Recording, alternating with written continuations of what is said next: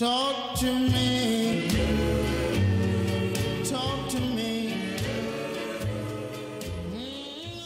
Hello and welcome. I'm Dan Gersten, host of Chatting with History, where you can listen in to conversations I have with some of the most famous characters in the history of Western civilization. And today's guest is no exception.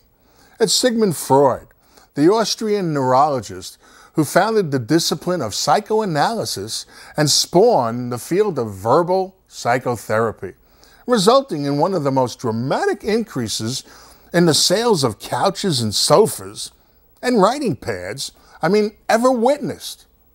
Well, certainly since they first started recording furniture and stationery sales. Without further delay, let's meet Sigmund Freud. Dr. Freud, welcome to the show. And, how are you today? Danke. Und what do you mean, how am I today? Am I not doing well today? Is there something going on I don't know about? And why do you ask? Are you being sincere? No. Yes. Wait. No, there's nothing going on that I know of. And yes, I'm being sincere. I was just trying to be cordial in welcoming you to the show. Here, let me start over. Dr. Freud, welcome to the show. Ah, much better. It's a pleasure to be here, and I had nowhere else to be. And please, call me Herr Dr. Freud. All my patients do. Well, sure. Herr Dr. Freud it is. So, why don't we begin by you telling us of your childhood? And why? Is there some dark secret you believe I have repressed from my childhood? Some traumatic event with sexual molestation? Or wanting to screw my mother? Whoa, now. I'm not suggesting anything about your childhood. It's just that when we, have an eminent guest, such as yourself, telling us about their lives, that we typically begin with their childhood. Oh, yeah, I see. Well, I was born May 6, 1856, to Jacob and Amalie Freud in the Moravian town of Pribor. That's Freiburg in German. Then it was part of the Austrian Empire, which is now in the Czech Republic. At the time of my birth, my father, a wool merchant, was 41 years of age and had been married twice before with 2 grown children from his first marriage, who were actually older than my mother. In fact, I often felt that one of these sons was interested in stooping her. Stooping? Yeah, stooping, having sex. The old in and out. And mit my mother. Really? Well, that must have been awkward. Oh, at times.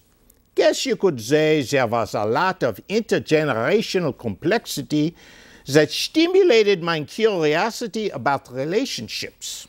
Anyhow, why don't you tell us about your mother? Oh, my mother, why? Leave her out of this. No. We're just talking about your childhood, remember? Oh, yeah, now I recall. Well, my mother was 21 when I was born, and I was the first of 8 children that my parents had together. I understand that you were quite a gifted child. Of course. To begin with, I was born with a cowl, a portion of birth membrane remaining on my head, and that was viewed as a positive omen. And I can recall an anecdote I often heard repeated in my childhood, that at the time of my birth, an old peasant woman had prophesied to my proud mother that with her first child, me, she brought a great man into the world. Plus, in accordance with tradition, since I was the oldest, my parents favored me over my siblings. You know, you must have been quite the little prince. I mean, the darling of both your parents. What are you talking about? Are you suggesting I was a spoiled child who got everything I wanted? You know, far be it for me to suggest anything like that, you know. Just that I had heard that you once complained about your sister's piano playing and that it interfered with your concentration, and your mother promptly stopped her piano lessons. That. She was a terrible piano player with no sense of timing. The metronome would go tick, tick, tick, and she would go tock, tock, tock. Oof. Yeah, you know, I took 3 years of classical piano when I was a kid, and let me tell you, a Billy Joel I wasn't. Anyhow, you know, let's continue with your telling us about your early years. Do I have to? And who is this Billy Joel? Forget about Billy Joel, and yes, you have to. I mean, it's part of the therapy show, part of the show, and I believe it'll make you feel good to, you know, get it out. If you insist. Mein family and I remained in Freiburg until I was 3, and from what I recall, I was a happy child, playing in the fields beyond my village and surrounded by an adoring family. And then, I mean, the family ran into economically hard times. Yeah, it started with the panic of 1857 when my father lost his business. Then at the age of 3, it really changed when we left Freiburg, moved to Leipzig, and then settled in Vienna. It must have been pretty upsetting for you. Yeah, I was leaving behind everything I knew and loved. Aunts, uncles, nephews, and playmates. I have never gotten over the longing for my home, and I've been haunted by the sense of something irretrievably lost. Yeah, I guess it's something like you can never go home again. You know, anyhow, you know, do you remember anything of that time? Just fractured memories. I can recall the gas lamps at the train station, which reminded me of souls burning in hell. Plus, I think I caught a glimpse of my mother nude. Yeah, that must have been something. I mean, especially since you and she had a special mutual admiration for one another, you know, and it's been widely noted that you always emphasized that she was a very beautiful woman. I mean, very vivacious and attractive. What are you implying? That I lusted after my mother? Or that she seduced me? No, not at all. I mean, just that the two of you were very close to one another, and even as an adult, you went to see her every Sunday, always bringing flowers, delighting in her praise, and making much of her devotion. So, lots of children love their mother, and I have found that people who know they are preferred or favored by their mothers give evidence in their lives of a peculiar self-reliance and unshakable optimism which often brings actual success to their possessors. And if a man has been his mother's undisputed darling, he retains throughout life triumphant feelings. This is altogether the most perfect, the most free from ambivalence of all human relationships. His mother's undisputed darling? I mean, surely that wasn't the case. I mean, after all, I mean, she was married to your father, no? Yeah, but my mother could have done a lot better. Father was a dreamer who never amounted to much in his life. We were especially poor, and the family always worried about money, which pervaded everyday life and the mood of everyone. I still have a constant fear of being in the helpless poverty the family once was in, and I link that to my father's lack of success. Yeah, and I understand that you viewed your dad as submissive and lost respect for him. Oh, yeah. When I was a young man, my father told me about a walk he took one Saturday, and he was well dressed with a new fur cap on his head. A Christian man came up to him, knocked his cap into the mud, and shouted, "Jew!" When I asked my father what he did in response, he said he picked up his cap and went on his way. Oy! How I wished he would have been defiant, a hero. But that was not my father. So, I mean, did you tell him of your disappointment? Father, you mein shrink? Well, did you? Nein. I just never questioned his authority as my father, and I never blamed him for the hardships the family lived through. You know, there's something you said when relating the story your father had told you. You're Jewish. Yeah, my parents were Jews, and I was raised by the traditions and beliefs of Judaism, so we were not religious. As I got older, I became critically negative of my religion. Still, I've always considered myself a Jew. Thank you. You know, later on we'll talk a little bit about your attitudes toward religion, but now, let's continue to talk about your schooling and education. Well, despite our poverty, my parents made sure I was well educated. In 1865, after we settled in Vienna, and at the age of 9 years, I entered a prominent high school where, of course, I proved myself to be an outstanding pupil, graduating with honors. I loved literature, especially Shakespeare, and I was proficient in German, French, Italian, Spanish, English, Hebrew, Latin, and Greek. When I was 17 years old, I went to the University of Vienna. You know, we're told that you had planned to be an attorney. Who told you that? One of my rivals? No. It's pretty common knowledge. You did plan to study law, didn't you? Yeah, but instead I joined the medical faculty at the university, where my studies included philosophy, physiology, and zoology, taught by some of the most distinguished and brilliant professors of the time.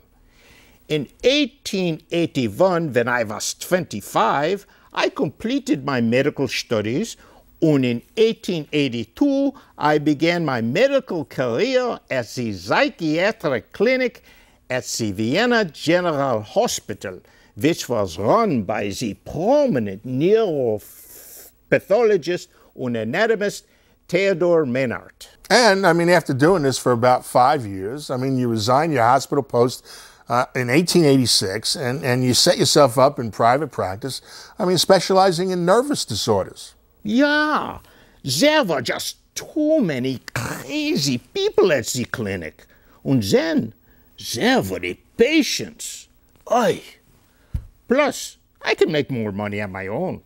Also in 1886, you married Martha Bernays, who you had met years earlier. Yeah, met her when I was 26 and she was 21. She was peeling an apple when I first saw her, and I was smitten. Guess you could say she was the apple of mine eye. But I was a poor student at the time and still living at home with my parents. Hardly could I support a wife and family. Living at home with your parents. Well, there seems to be a lot of that still going around. While it's a major complaint, many women have of the men they meet online at sites like, JDate and Match.com. Women. What does women want? I've been asking that question forever, and still I haven't found a satisfactory answer. Wonder how I can join one of these dating sites. Here, Dr. Freud? We'll talk about women later on in the show. Let's go back to you meeting the love of your life, the apple of your eye, as you made note, Martha Bernays. Yeah, Martha. We were engaged 2 months after I met her, sending her flowers every day and calling her my princess. And because I was penniless and realizing there was no money in scientific experimentation and study, I decided to become a doctor. And during this time, and while engaged to Martha, I mean, the two of you didn't see each other that often. I spent 3 lonely years at Vienna General Hospital as Martha had moved with her family to Hamburg in northern Germany. During this time, we exchanged many love letters. Some of them quite steamy. Yeah, so I've heard. You know, I can only imagine what it would have been like if the two of you had had a telephone. I mean, talk about phone sex. Phone sex? What are you talking about, phone sex? Never have I heard anything so outrageous. I must remind myself to get a phone. You know, I also heard that while you were apart, you were very jealous and bossy. Jealous? Bossy? Me? Who's telling you these lies? Again, I mean, it's pretty common knowledge. I mean, you often wonder about whom she could do things with, and you made it clear that she wasn't supposed to see anybody else. Oh, that. Pfft. What is wrong with demanding absolute loyalty and devotion from one's wife? Wasn't it my job to command and hers to obey? I certainly thought so. Plus, one of the things that attracted me to her and kept me attracted was her willingness to go along. Anyhow, and again, in 1886, when you were 30 years of age, you married Martha Bernays, whose father, by the way, was the rabbi of Hamburg, Germany. Yeah, a nice Jewish girl. We quickly settled comfortably into married life, with Martha soon becoming the kind of wife I had hoped. For the next 9 years, she was pretty much constantly pregnant, giving birth to our 6 children, whom she raised while managing the household and while I attended to my medical practice and to researching my theories. Yes, I mean, Martha was a regular breeding machine and housefrau. You know, still, my understanding is that the ardor had disappeared from your marriage. Are you implying that I was not a good lover or didn't care for my wife? No, I mean, not at all. You know, just that your marriage, you know, like the marriages of a lot of people, you know, fall into a kind of comfortable complacency after a while, and the spark, you know, that may have been there during courtship can often turn into a relationship, you know, reminiscent of a sputtering cigarette lighter low on fuel. Oh, yeah. I see what you mean. Martha was a good partner, and she was good at her job, keeping the household going and taking care of the kids while I attended to my work. Plus, she was very tolerant of my working late into the night. Still, we were drifting apart, and our sexual life was sadly waning. And Martha had little interest in my work. She believed in me, not in the psychoanalysis, and felt it was a dirty occupation dealing with all kinds of awful things. Let's see, staying home, managing the house, taking care of the kids. You know, it sounds like Martha was a regular Ann Romney and would probably vote Republican. Nein, that would never happen. The Freuds work for a living and knew from poverty, not like them Romneys, who are like clueless nobility. Well, okay then. So in the fall of 1891, you finally were earning enough money to move into a new apartment in the heart of Vienna, and this would be your home for about 5 decades. Yeah, I even had a small office adjoining our apartment where I could receive my patients and do the work that made me famous, a fame I always believed would be mine. Well, you know, before we talk about your work, you know, why don't you tell us a little more about your family life? I mean, I've known some people whose fathers were psychiatrists or psychotherapists, and they've told me that it was nuts growing up with them. Not in the Freud House. I wouldn't stand for it.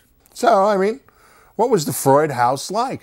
Well, I demanded, and Martha ensured that there was an atmosphere of solidity and order in the house, as it provided a firm foundation for me to explore the shifting, timeless world of the unconscious.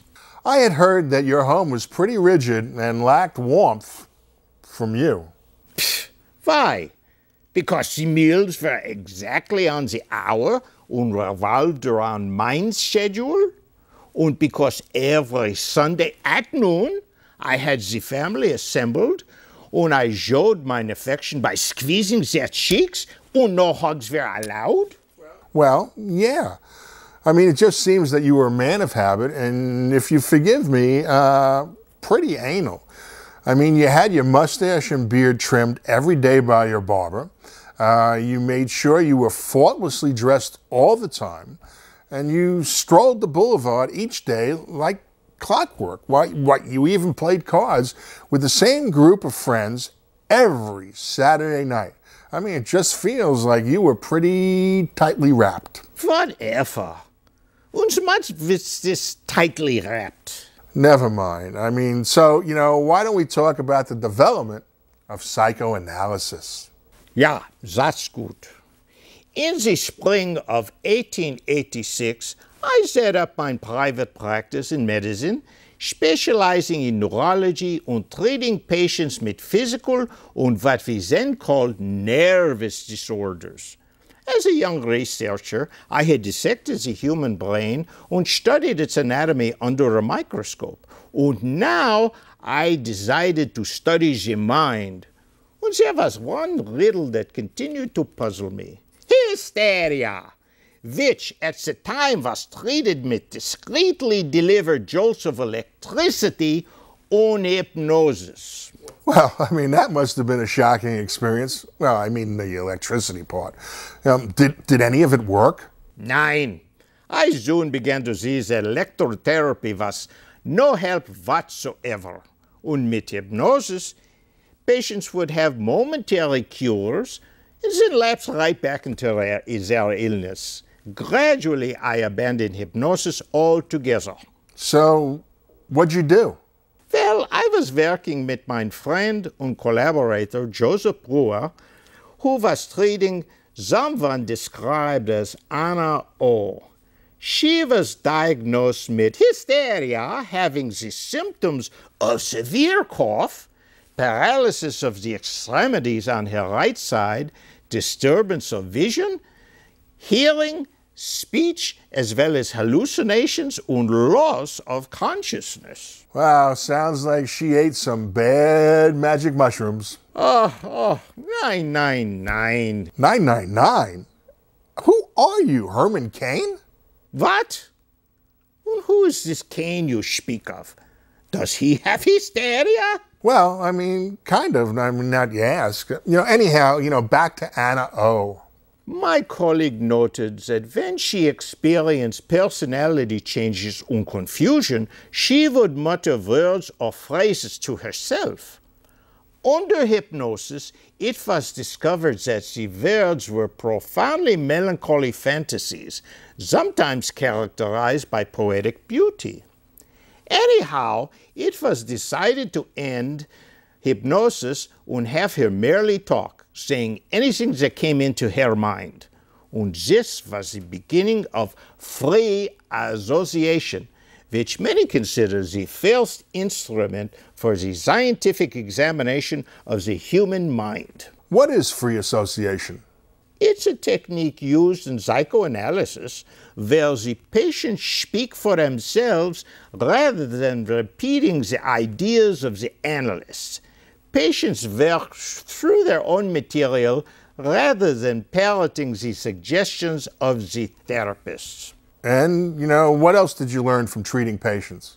I learned that people seem to be guided by forces over which they don't have complete control, and from that, I began to develop this idea that maybe, just maybe, the unconscious was worth studying in a more symptomatic way than ever before. And this led you to focus on dreams. Yeah, I realized that what my patient said mattered and everything was important, even their dreams. We all dream and wonder at them, imagining them as hidden messages or mysterious omens. Other doctors dismissed dreams as irrelevant nonsense. But I was curious and believed that patients' dreams could be fruitfully analyzed to reveal the complex structuring of unconscious material and would learn what they were repressing, thus causing their condition and its symptoms. You know, it's been said that you invented psychoanalysis bit by bit, layer upon layer, and to do that, I mean, you had to become your own patient. Yeah, it seems that while I was being so creative, I was also very conflicted because in studying the human mind, it was hard for me to ignore what was going on within my own mind. So you might say I was my own patient, my own guinea pig. In 1892, I began to write my dreams down and reading them over and over until I started interpreting them. So, you know, what were some of your theories about dreams? I believe that dreams were wishes longing to be gratified and which had been repressed. Wishes from childhood, suppressed and forbidden, which emerge into our sleeping consciousness. But they are disguised, which is why dreams have to be interpreted. So, wishes from childhood. I mean, did this cause you to examine your own childhood? Yeah, my childhood was coming back in a rush of discovery, disconnected memories and dreams. A nightmare about my mother frightened me so much I woke up in tears and screaming. Wow, that must have been some nightmare. You know, if you don't mind, can you tell us about it? Why, sure. Talking about these things is good therapy. It was very vivid and showed me my beloved mother with a particularly calm, sleeping facial expression being carried into a room by people with bird beaks. I carried this dream with me all my life and I could never forget it. People with bird beaks? Oh, freaking weird, man. Oh, yeah, tell me about it. In the dream I saw the word Vogel, which in German means bird. However, the plural of the word Vogeln, a German obscenity for having sex. Okay, weird and kinky. So were you able to interpret your dream or nightmare? Yeah, after the nightmare I awoke in anxiety, which did not end until I woke my parents up. Then I was able to trace the anxiety back to an obscure and sexual craving. Okay. And did you learn what this sexual craving was about? Yeah, I found the explanation for it is a wish I had that I lusted for my mother, which was a taboo common to every religion and culture. So, I mean, was this a big deal? I'll say I found in my own case the phenomenon of being in love with my mother and jealous of my father, and I considered it a universal event in early childhood, feeling that if this is so, we can understand the gripping power of Oedipus Rex. You know, the Oedipus complex is one of your most famous ideas. That young boys desire to replace their fathers as the sole recipient of their mother's affections, and that this desire can, you know, lead to an unconscious wish for their father's death. Now that's heavy. Heavy? What means this heavy? Are you being sarcastic? No, not at all. Anyhow, you know, let's get back to your story. You know, by 1897, you were spending 6 days a week analyzing patients, many suffering from hysteria. Yeah, but Their problems increasingly resonated with my own, and I began to suspect that I was neurotic too, suffering from a little case of hysteria. I then became consumed by my own self-analysis. And you were driven by this. Mein Werk consumed me, and even when on summer vacations in the nearby Alps, I never stopped trying to unravel the mystery of hysteria, which some said was an obsession of mine. Pfft, an obsession. Me? Why not? Anyhow, I mean, it was during one of these summer vacations that you met Katharina. Yeah, she was an 18-year-old girl who saw I had signed the Inn's visitor's book as a doctor. She said she needed help, and when she recounted her ailments, shortness of breath, dizziness, a crushing feeling in her chest, and choking in her throat, I was convinced she suffered from hysteria. So you treated her. Yeah, after all, I am a doctor. Anyhow, during therapy, she told me that her symptoms first appeared when she found her father having sex with her sister, and that this frightened her because he had attempted to force her to have sex with him 2 years before that, when she was just 14. And what happened to Katharina? Well, when she told me these memories, she transformed. The sulky, unhappy face had grown lively. Her eyes were bright. She was lightened and exalted. And you took this to mean she was cured. I did at the time, thinking that a person is hysteric because they are repressing something, and if you make it conscious, you have cured it. Still, while I had helped Katharina, I didn't understand how, and I now needed to probe even deeper into the inner workings of the mind. You know, I also understand from your experience with Katharina and other patients that you theorized abusive fathers caused hysteria. Well, many of my patients had fathers who abused their own children, and I even had a dream which revealed that my overly affectionate feelings for my daughter Matilda were so intense that even I was capable of abusing her. So, I mean, what? Blame it all on Dad? Well, an abusive father. Take the case of the young woman with hysterical symptoms who became my patient in 1897. It turned out that her supposedly otherwise noble and respectable father regularly took her to bed when she was 8 to 12 years old and misused her. That's really sick. Yeah, and troubling. When I realized that the prime cause of hysteria was the sexual abuse of an innocent child by an adult, most often a father, I began to imagine that my own father may have abused me and that he may have been a pervert or a seducer. Yes, but you concluded that you hadn't been abused by him, though you thought some of your siblings were. Still, in 1896, you made your findings public in a lecture, to the Viennese Society for Psychiatry and Neurology, when you presented your theory of the origin of hysteria to skeptical colleagues. Small-minded colleagues who roundly reject my theory. One of them even called it a scientific fairy tale. Fairy tale! I was convinced of its truth and found myself alone, unavoided.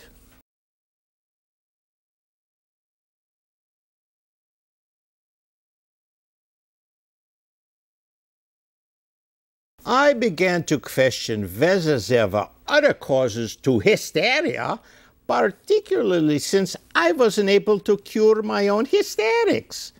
Plus, my father's death in 1896 made me especially self-analytical when I realized that my father was innocent of being abusive and I concluded that most of my neurotic patients had not been abused. And then, you reached a conclusion that would transform the very nature of the theory you were still inventing. Yeah, I now believe that my patients had been reporting fantasies, and in most cases, there had been no abuse, only conflicted wishes and desires.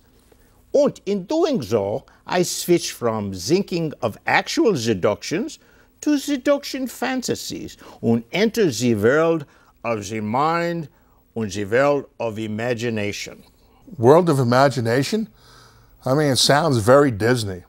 Anyhow, history tells us that you had entered into the area of self-deception, truth, confronting oneself, conflict, and that was the birth of psychoanalysis. If that's what history says. By November 1897, you started writing a book that focused on how wishes and fear express themselves in dreams, which you called The Royal Road to the Unconscious. And you finished it in August of 1899, almost 3 years later. Was it a labor of love? Well, it was a labor of something. It consumed me, and I suffered from excruciating migraines and back pain, fretted about money, and feared my practice was failing. I was being devoured like a cancer. But at the end, I found myself changing, that all this work had been good for my emotional life, and that I was much more normal than I was 4 or 5 years before.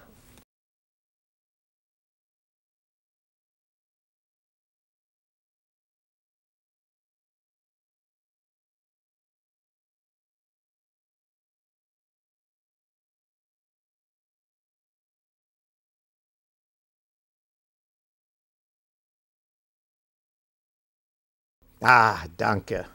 But during its first 6 years, the book only sold 351 copies, when I had bought at least half of them.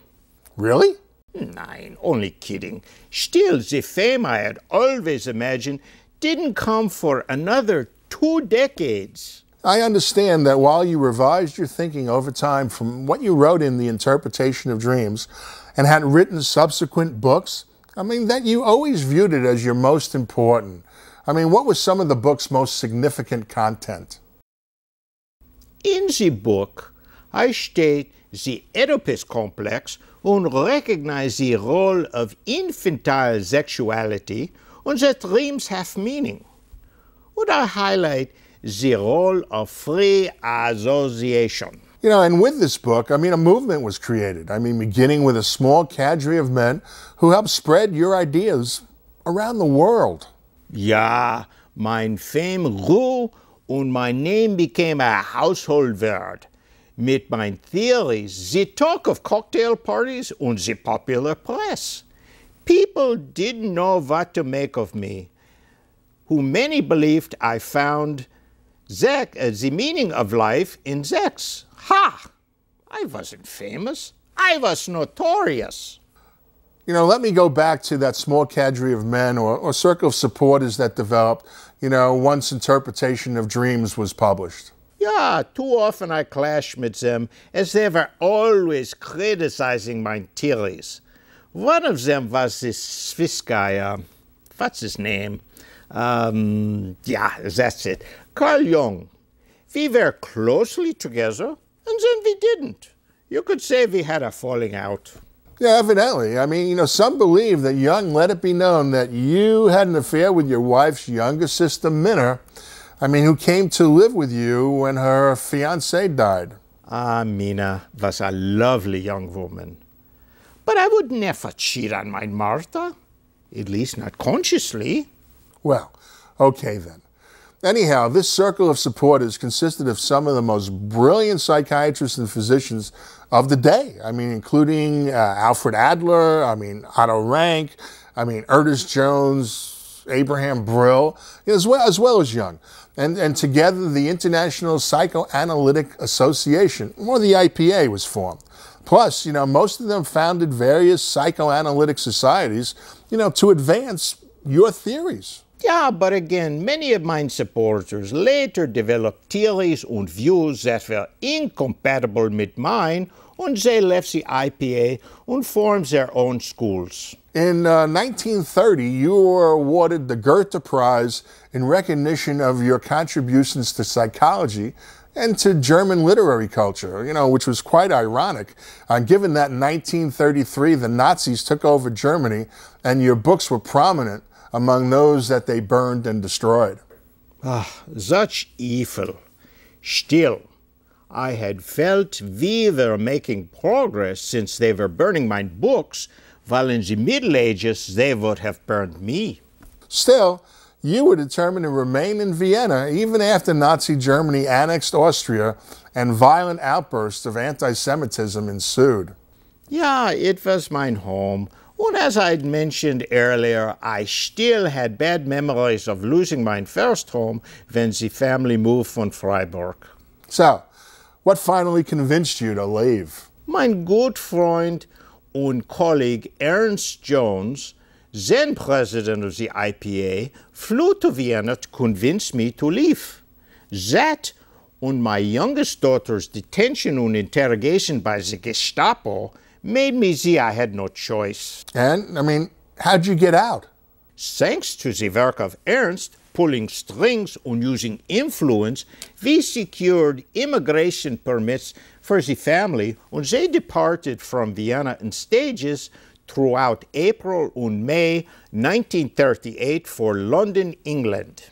They departed? What about you? By the end of May 1938, arrangements for my departure became stalled, mired in a legally tortuous and financially extortionate process of negotiation with the Nazi authorities. Fortunately, the Nazi-appointed Anton Sauerwald, the commissar, to be in charge of my assets, as well as those of the IPA, and he was respectful of me. He managed to withhold information on my bank accounts, as well as half the historic library of books in the IPA library stored at the Austrian National Library, again, without the Nazis knowing of this. Well, that had to help. But you and Martha and your daughter Anna, you're still in Vienna. Yeah, the Nazis were demanding a large sum of money for my release, and we just didn't have that amount. One of my wealthy French followers, Princess Marie Bonaparte, great-grandniece of Emperor Napoleon I of France, was a psychoanalyst herself, flew to Vienna and made the necessary funds available for my release. We left Vienna on June 4th, 1938, and arrived in London 2 days later on the 6th. And now, the entire family was safely out. 9. I had elderly sisters in Vienna, and we failed at getting them out. They all died in Nazi concentration camps. Yeah, the Holocaust claimed the lives of millions of people, with about 6 million of them Jews. Yeah, I learned that evil does exist. And with the Nazis, any person with the slightest trace of Jewish ancestry would have been killed if they were given the chance. Changing the subject to more pleasant things, you set up practice in London, and you began seeing patients again. Yeah, my consulting room that I had in Vienna was recreated to the fullest detail, so many of my artifacts had been confiscated by the Nazis. And many famous people called on me to pay their respects. And you stayed in London until September of 1939, when you killed yourself. Yeah, I had cancer of the jaw. Many believe it was from smoking tobacco. Yeah, they had no Surgeon General's warning back then, and many believe tobacco to have beneficial health effects. I began smoking cigarettes at the age of 24, and then I became a cigar smoker. I believed that smoking enhanced my capacity to work, and that I could exercise self-discipline in moderating my smoking. Still, I remained a smoker, eventually suffering a cancer of the oral cavity. In 1897, I realized that smoking was an addiction and that addictions are substitutes for the one great habit. The one great habit? Yeah, masturbation, of course. It and other sexual taboos like oral sex, homosexuality, are often the cause of hysteria and other neuroses. Well, I knew you could go blind, or if you, stopped, you just might need glasses. But I didn't know you could go nuts. Well, that was in mine, Dave, and we were pretty stuck up and screwed up when it came to sex and sexuality, with many people feeling guilty and bad, doing something that felt so good and exciting. Nowadays, you have people masturbating on these things you call the internet. Some society you have here. Well, okay then. So, back to September of 1939. Okay. I was in severe pain from my cancer, and I had earlier made a contract with my friend and doctor, Max Schur, to help me commit suicide. After 2 days of being dosed with morphine, I died on September 23rd, 1939. I was cremated, and my ashes were mixed with Martha's, who died in 1951. Thank you. Before we go, I'd like to chat about several more things.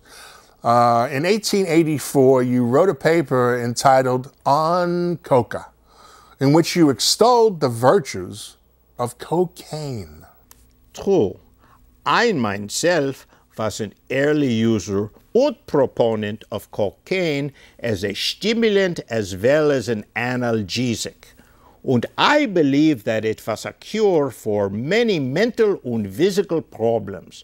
Between 1883 and 1887, I wrote several articles recommending medical applications, including its use as an antidepressant. Why, I almost was recognized for discovering cocaine's anesthetic properties. In 1896, you gave up cocaine entirely. Yeah, I stopped recommending its use as more and more reports of addiction and overdose became known. I did continue to take it myself occasionally for depression, migraine, and nasal inflammation before giving it up. Thank you. Changing over, let's talk briefly about your views of religion.